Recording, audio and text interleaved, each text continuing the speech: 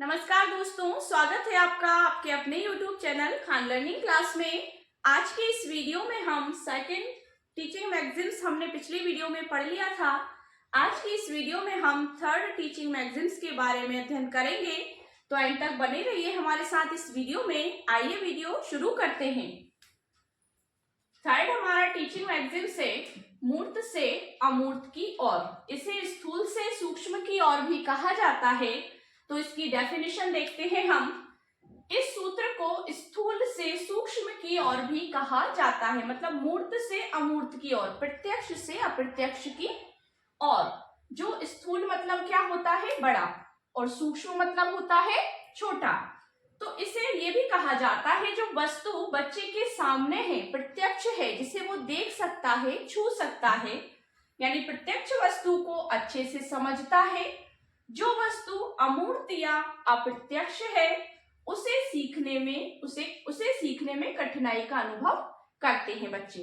क्या होता है कि यदि जब हम बच्चे को किसी चीज के बारे में बताते हैं, जैसे हमें उससे महात्मा गांधी के बारे में बताना है या तिरंगा झंडे के बारे में बताना है, तो यदि हम उसके सामने प्रत्यक्ष एक मॉडल या नमूना प्रस्तुत कर दे हैं कि ये झंडा है, ये महात्मा गांधी की पिक्चर्स है, तो उससे बच्चा उसे जल्दी से आइडेंटिफाई कर लेता है और फिर वो छवि उसके मस्तिष्क में बस जाती है, वो उसको कभी भूल नहीं सकता। तो उसी तरह से बच्चे ज्यादा से ज्यादा प्रैक्टिकल रूप में सीखना ज्यादा पसंद करते हैं और जल्दी से उस चीज को ग्रहण कर पाते हैं। तो इसकी डेफिनेशन क्या है कि सूत्र को स्थूल से सूक्ष्म की ओर कहा जाता है, मतलब प्रत्यक्ष से अप्रत्यक्ष की ओर भी कहा जाता है। जो वस्तु बच्चे के सामने है, यानी प्रत्यक्ष वस्तु जिसे वो देख रहा है, छू सकता है, उठा सकता है, उससे अच्छे से वो समझ पाता है। जो वस्तु अमूर्त या प्रत्यक्ष है, मतलब जिसके बारे में केवल हम बात कर रहे हैं और हमारे पास उसका कोई प्रूफ नहीं है, कोई मॉडल नहीं है, तो उसे सीखने में थोड़ी कठिनाई का अनुभव बच्चे करते हैं। सपोज दैट, उदाहरण देख लेते हैं। जैसे बच्चों को पढ़ाते समय टॉपिक से संबंधित चित्र, मॉडल, चार्ट आदि संबंधित सामग्री का उपयोग किया जाना चाहिए।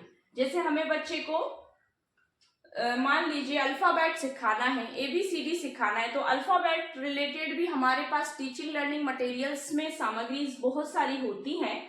बहुत सारे मॉडल या चार्ट का प्रस्तुत हम उसमें कर सकते हैं। जैसे स्वतंत्रता सेनानियों के बारे में हमें बच्चे को बताना है, तो उसमें हम उनका चार्ट प्रस्तुत कर सकते हैं कि ये इंदिरा गांधी हैं, ये महात्मा गांधी हैं, ये रानी लक्ष्मीबाई हैं। तो इसके माध्यम से हम बच्चे को आसानी से आइडेंटिफाई करा सकते हैं, क्योंकि बच्चा जब उस चीज को देख लेगा तो वो चीज कभी भूलेगा नहीं। तो इस तरह से जब हम टीचिंग लर्निंग मटेरियल्स अपने साथ लेकर जाते हैं, जिसे TLM कहते हैं, और बाकी हेल्पिंग एड्स तो हम साथ में लेकर जाते हैं जब हम क्लासरूम में टीचिंग के लिए जाते हैं। तो इसी तरह से यदि हम कोई टॉपिक पढ़ा रहे हैं तो हमें बच्चे को उससे रिलेटेड सामग्री भी अपने साथ ले जानी चाहिए। हमें उसका मॉडल या कोई भी चित्र या चार्ट वगैरह प्रस्तुत बच्चे के सामने कर देना चाहिए, जिससे कि बच्चे को आसानी से समझ में आ जाए। तो ये सूत्र होता है मूर्त से अमूर्त की ओर, मतलब बच्चा जो जीवंत जो चीज देखता है, जैसे मान लीजिए हमें ग्लोब यानी पृथ्वी से संबंधित कोई चीज पढ़ाना है तो हमें ग्लोब ले जाना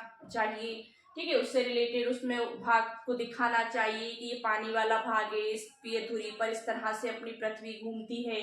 तो ये सारी चीजों के बारे में जब हम अध्ययन करेंगे और बच्चे के सामने लेकर जाएंगे तो बच्चा उसको जल्दी से कैच कर सकता है। तो इस तरह से हमें अपने टॉपिक से संबंधित कोई भी टॉपिक, कोई भी सब्जेक्ट यदि हम पढ़ाते हैं तो उसमें हमें उससे रिलेटेड TLM लेकर जाना आवश्यक होता है। इससे आप अपने शिक्षण को प्रभावी बना सकते हैं और बच्चे से अच्छे तरीके से बच्चे को सिखा सकते हैं। सो डियर स्टूडेंट्स, अगर आपको वीडियो अच्छा लगा हो तो वीडियो को लाइक शेयर करिए, चैनल को सब्सक्राइब कीजिए और बेल आइकन को प्रेस कीजिए, जिससे कि आपको हमारे आने वाले लेटेस्ट वीडियोस के नोटिफिकेशंस मिलते रहें। Thank you so much.